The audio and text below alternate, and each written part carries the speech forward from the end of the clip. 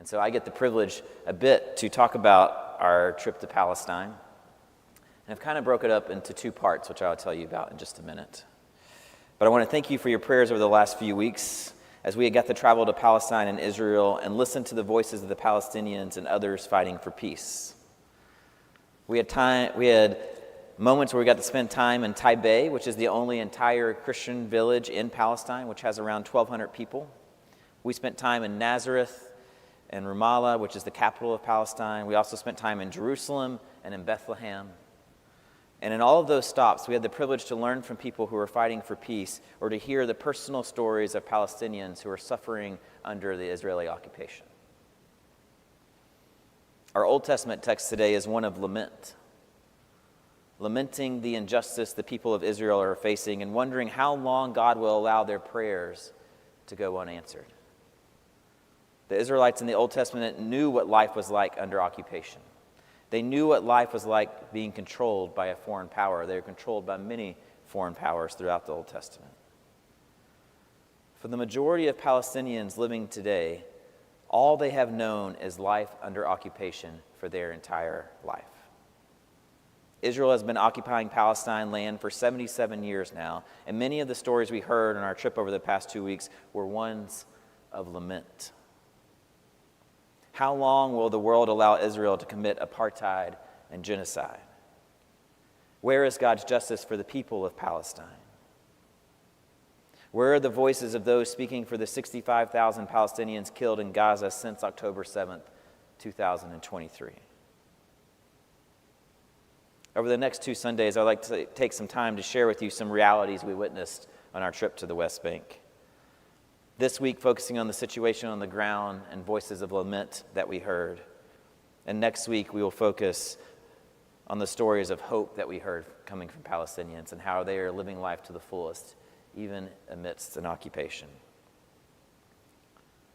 We focus this week on lament, and we must learn to lament, to face the realities of what is happening before we can lean into the hope of a better future.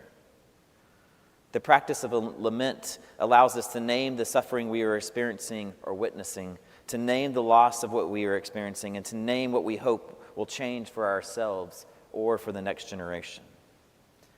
To understand the voices of the Palestinian people is to first orient ourselves to their situation and to their suffering. Israel has been occupying Palestinian territory since 1948. In which more than 700,000 Palestinians were displaced when Israel was given some of the land. Since 1948, Israel has continued to occupy more and more of Palestinian land, sometimes by war, like in 1967, and over the last several decades by establishing illegal settlements in the West Bank, despite calls from international organizations telling them to stop and that it's illegal. The life for Palestinians in Jerusalem, Gaza, and the West Bank is one lived under occupation. In the West Bank, there are over 3 million Palestinian residents and over 700,000 illegal Jewish settlers. In the West Bank, there are 3 areas. There's Area A, which is operated by Palestinian government and under Palestinian control. Area B, which is controlled by the Israeli military. And Area C, which are Jewish settlements built on illegal lands, and Palestinians cannot enter them. All areas are controlled by Israel and restrict Palestinian movement, with more than 1,000 gates and checkpoints in the West Bank alone. The entirety of the West Bank is supposed to be Palestinian territory. However, areas B and C make up 60% of the West Bank. This is life under occupation. On our first day in Jerusalem, we visited a Palestinian refugee camp within the city limits of Jerusalem, Shufat Camp, a camp in which schools have been built, homes established, yet is completely controlled by the state of Israel. Here's a first picture of this.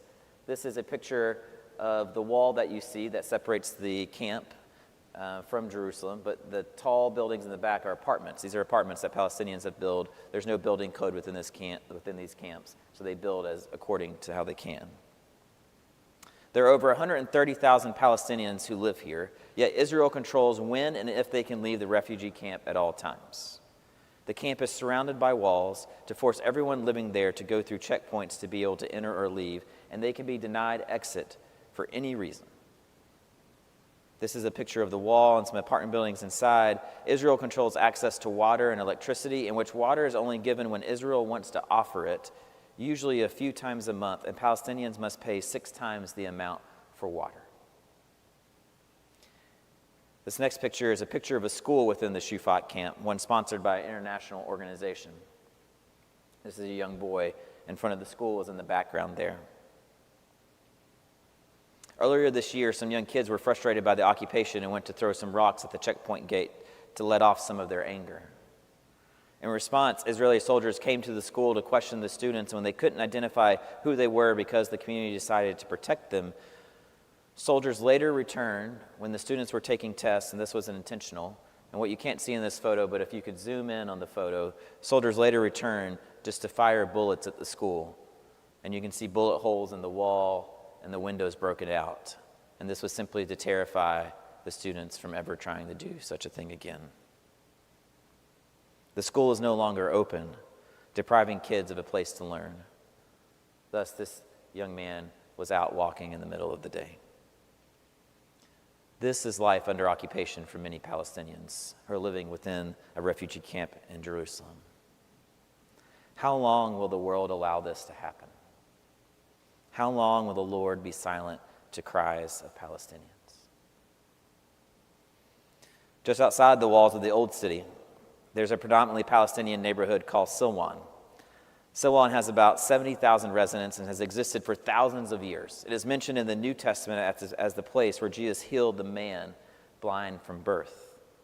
Silwan is a beautiful neighborhood, but is also where the Israeli government wants to build a park dedicated to King David's gardens. This is a picture of Silwan.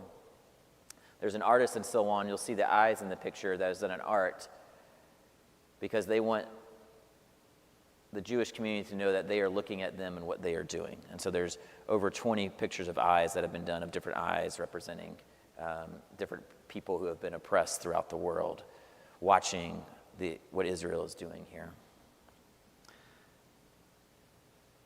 Israel has no jurisdiction to remove any of the residents, but this doesn't stop the Israeli government from trying to force out Palestinian residents.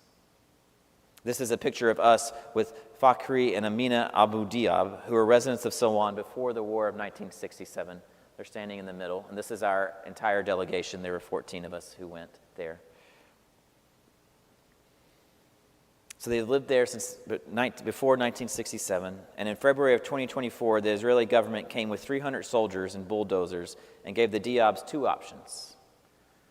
You can demolish your own house with your own hands, and that will be cheaper for you, or we will do it and we will send you the bill for it.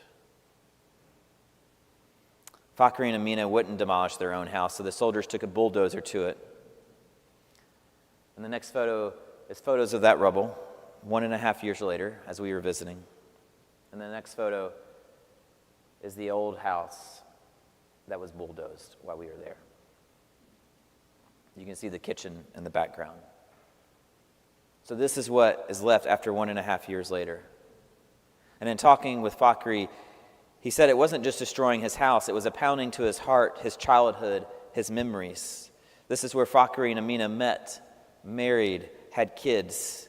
They now have a metal trailer set up on the property in which they live in with security cameras to watch when soldiers might return to know how they can protect their things potentially. Amina talked about being a grandmother and how much she would like her grandkids to visit, but it's not safe for them because the soldiers could return at any time. And not only did the soldiers destroy everything, they also made them pay the bill for the bulldozer and food for the 300 soldiers. And the government still makes them pay taxes on a home that doesn't even exist anymore. This is life under occupation. How long will the world allow this to happen? How long will the Lord be silent to the cries of Palestinians? Fakhri even told us about how in the Biden administration, Blinken came to visit them and promised that he wouldn't allow their home to be demolished. And that was an empty promise.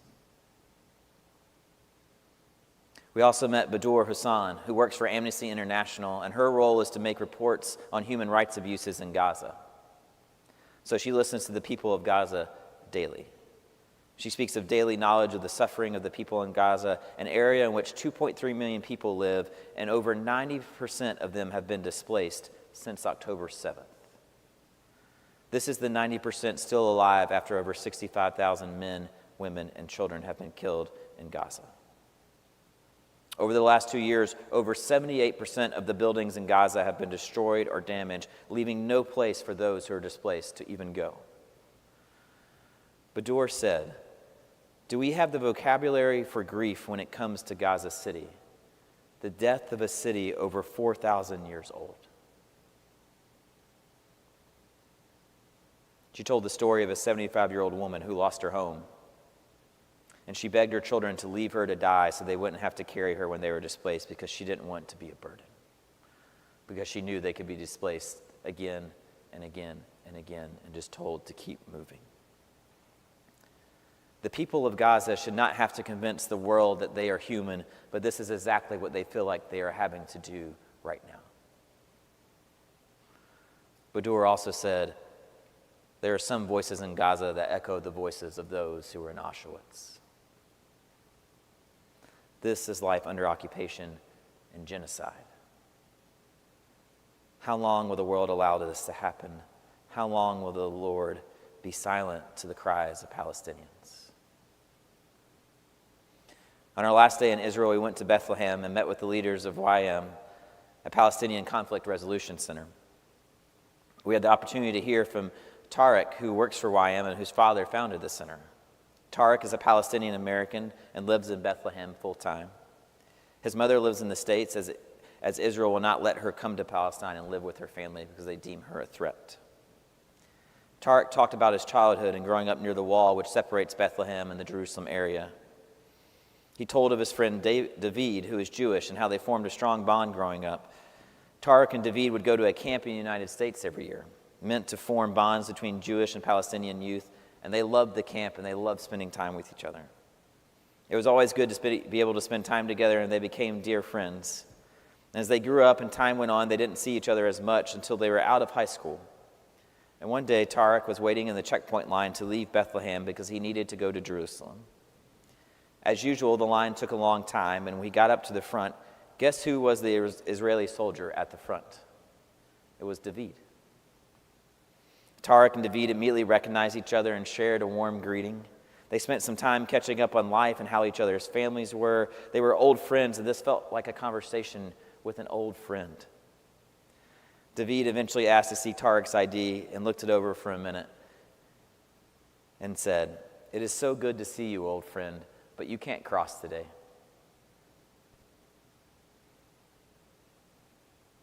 David handed the ID back to Tariq, and Tariq turned around and went home. No explanation, just a simple no. And he would have to try and cross another day. Tariq talked about how he believes David is his friend and a good person, but he's part of a system that refuses to see Palestinians as equal, and most of the time as not even human. This is life under occupation and apartheid. How long will the world allow this to happen? How long will the Lord be silent to the cries of Palestinians? There are other stories I could tell. One's like Leanne Nesser, who was 21 when she was first arrested on our college campus for taking a hike with friends and selling sandwiches to students who couldn't afford to eat in the cafeteria. But because some of that group was loosely associated with an organization, Israeli police arrested her. She spent 2 months in jail for hiking and selling sandwiches, and then another 8 months after she was arrested in 2024 and held under administrative detention, which means Israel has to have no clear reason for the arrest. Listening to her reflect as a young woman on her time in an Israeli prison is gut-wrenching. The more we learn about Israel's occupation of Palestine, apartheid, and the genocide in Gaza, we must not look away. We must look and see the suffering of the Palestinian people and respond. As we listen to the voices of Palestinians, many of them ask us to go back and to tell their story. Tell their story so they will be seen as human, not just facts and figures. Tell their story to people in power who might actually pressure the United States to stop the unwavering support of Israel and the unwavering support of this apartheid and genocide and occupation. Tell their stories so that their voices may be heard and that their liberation might come finally after 77 years. UBC, may we be a people who amplify the voices of the people of Palestine, who fight for their freedom and liberation, who come alongside of them and lament, "How long, O Lord? How long?" Amen.